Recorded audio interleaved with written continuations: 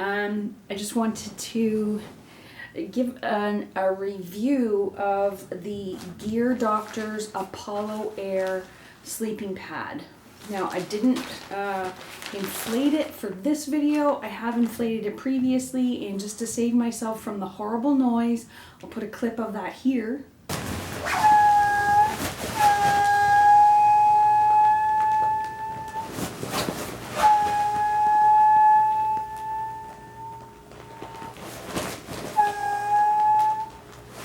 Isn't that a horrible noise? So the Gear Doctors ApolloAir is let me get over the wrinkling, is a budget sleeping mat available on Amazon. I believe I paid about $124 or something for it. I'll put the amount up here. Just to let you know, in the US, it's under $100. In Canada, I think it was $124 or something. And I got it last fall, just before I went to Frontenac to do a one-night overnight at site number 14. I'll put a link to that video in the description. So just to give you some good things about the pad before I get into the review itself. It is a budget pad, $120, $124 or whatever here in Canada. That's pretty good. The weight is 17 ounces. I can't remember how much that is in grams. I'll convert it and put it up here. It's very lightweight. It packs down to about the size of an Nalgene, like any good ultra lightweight sleeping mat should. It's a little bit noisy, but it's not as noisy as a Thermarest, X-Lite, or whatever those are called. And you know my experience with the Thermalite, no. And see, just talking about Thermarest puts a twitch in my eye.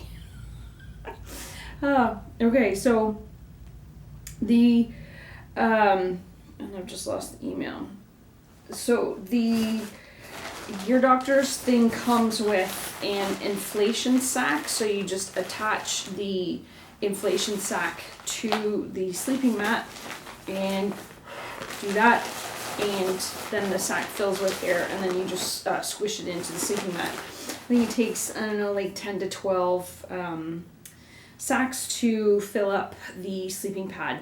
It is very, very comfortable. I will give it that. It's not as noisy as some people have said of the Thermarest X Therm, which I have not tried because here in Canada it costs almost $300, I think. I can't remember the exact price. I'll find it and I'll put it here. I think it's like 270 something now, somewhere around there.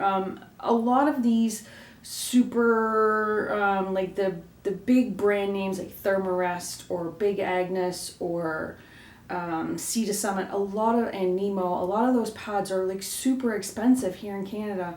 I've been looking at other ones like XPed. Like $260 for a decently Rvalue sleeping mat. We don't want R-rated. Well, maybe we do want R-rated sleeping mats. Do we? I don't know. I'm single. I don't care. So the good things about this sleeping mat are it's affordable and it's comfortable. Now let's get to the not so good. It is advertised as a 5.2 sleeping mat, which that was why I bought it. I wanted something warm that I could take into the late shoulder seasons, and then in wintertime just double it up with a closed cell foam pad, and that should have taken me down to quite cold temperatures. The ASTM rating for sleeping pad R values, a 5.2 should go down to about minus 20 Celsius, or -4 Fahrenheit, somewhere around there, between -17, -20 Celsius, 1 degree Fahrenheit, or -4 Fahrenheit. Unfortunately, this one here, the first night that I used it, it only got down to 5 degrees Celsius. 5 degrees Celsius is 41 Fahrenheit. That's not cold.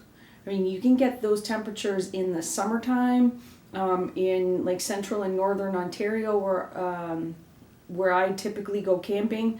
You can get those temperatures if you're at higher altitudes up in the mountains in the middle of July or the middle of August. So, I mean, this at 5.2, you would think that it should at least be warm at that. I gave it a break after that night, after I thought about it, because okay, I was on a wooden tent pad and the wind was coming up and the wind just sucked all the warmth out of it. So I figured I'd give it the benefit of the doubt. So I took it out for another try, and that was in the hot tent camp out a couple of weeks ago, and the first night that I was there, it only went down to 1 degree Celsius. So that's not very cold either. I was in a hot tent, but we let the fire die out overnight. And then overnight, it only went down to 1 degree Celsius. I woke up in the morning, it was 0. But I was cold all night long. I had Reflectix under me, plus the closed cell foam pad, plus this that is rated by the manufacturer as 5.2. They have not had it rated by the industry standard, the ASTM standard. They have rated it themselves, and let me just see if I can find their explanation on how they do this. Okay. They have some sort of laser. I just don't know. So he says that his Rvalue is lab tested, so they do the lab testing themselves at Gear Doctors, and the method is what he calls laser flash. They are planning to have the sleeping mat ASTM tested sometime this year. So they heat the front part of the pad for a short time by light pulse, and the resulting change in the other surface is measured by an IR sensor. Then the R value can be decided by analyzing the change of the temperature versus the curve. So they've come up with their own R value. Well, we also know from the self-rated R value on the Climate Static V insulated pad, they self-rated at 4.4, and then when they sent it out for the standardized ASTM testing, it came back as a 1.9. I will be very surprised if the Gear Doctors ApolloAir comes back as maybe a 2.2. It was not at all warm. I will use this pad for summertime, but that's it. I won't, because even with the closed cell foam pad underneath it, I was still not warm. So that is not, that's not cool. Like, you go out there, you buy something that is advertised as 5.2, they don't have a standardized rating. It should actually say on the advertising on Amazon, this is self-rated at 5.2. This is not standardized with ASTM. And when I bought this, it wasn't there. I don't know if they've added that since. I'll go and check. Full disclosure, when I emailed the manufacturer, he actually sent me a letter after I purchased it and asked if I would put a review online for him, because there's not a whole lot online, and I noticed that as well. There's a lot of unboxing ApolloAir online. There's not a whole lot of actual reviews of people who have actually used it. I'm going to guess they use it and then they just toss it into the pile of not going to use camping gear, and then they just never revisit it. I've actually commented on a few of the videos and said, okay, did you actually use it? How did it work? And they don't respond. So My bad. I should have just not bothered to purchase this, but I was excited. 5.2 for $125. Yay! Well, no. So when I emailed the guy and said I did not have a good experience with it the first night that I took it out, he did refund my money, which good on him. His customer service is very, very good. I've had a few conversations with him regarding the sleeping mat, and he refunded my money and let me keep the sleeping pad. I said I would keep it and try it out again and let him know how it went. So I let him know how it went with the second time when I was cold and I shouldn't have been. So that is my experience with the Gear Doctors ApolloAir sleeping mat.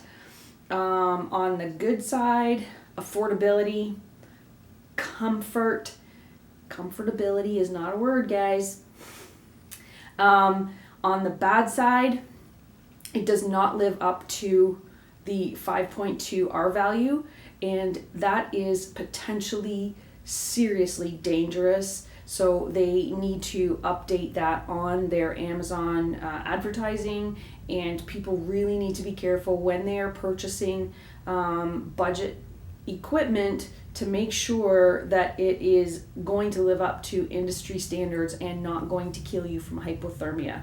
I was lucky that when we were hot tent camping that we were like a 200-meter walk to the outfitter, and for my second night when it went down to -20, that I was able to rent gear, and I was warm enough. I was so warm the second night that I was actually sweating and pulling layers off.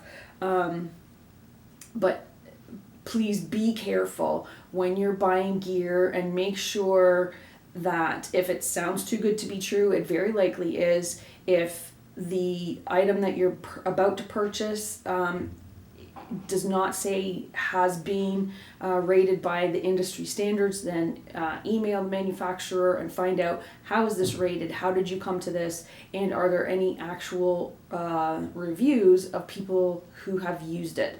Not just people who, buy it and unbox it on YouTube, but have they actually gone out and used it and reviewed it after that. If they haven't, then save your money and possibly, save your life and don't get hypothermia, because trust me, hypothermia is not any fun. So that's my review. Let me know below. Have you ever tried the any of the Gear Doctors? I'm not sure if they have anything else other than the ApolloAir. Have you tried the Gear Doctors ApolloAir? What did you think of it? Did you have a similar experience that I did, or an opposite experience that I did? Have you ever bought any other gear that looked too good to be true, and then you got all excited, and then you got it home and yeah, it's too good to be true, or got it out on trail? And one more thing, folks, if I could just ask you a favor or two. If you have not yet subscribed to the channel, hit that subscribe button, click like on this video, and comment below. Let me know how you think I'm doing. My nephew the other day commented and said, "Oh, look, you're at 60 subscribers now." I don't know if I still am. I don't know if that's gone up or gone down. But 60 subscribers, that leaves me only 940 more that I need until I hit that 1,000 mark and I can start to monetize. At this rate, that's never gonna happen, and that's okay, I guess, but it would be super nice if I could do that. There's a lot of people who watch my videos and they're not subscribed. So many people who watch the videos don't hit the like button and don't comment. It really does help out the channel. It just puts me into that algorithm where if you're watching and you hit the like button and you comment and you subscribe, then it really just helps me out to get noticed just by the algorithm, not by people, just by the algorithm at all. So if you enjoy the videos that I put out, I know I haven't had a whole lot lately because there's just not a lot that I've been able to do, unfortunately. I hope to be able to get out and do some more in the springtime and the summer.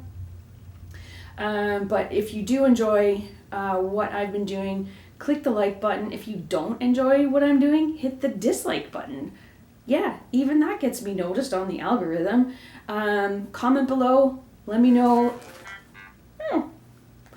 Let me know if you have had any really bad experiences with backpacking gear that you thought was too good to be true, and then you bought it anyway and then had a really bad time with it. So thanks for watching. I'll catch you later.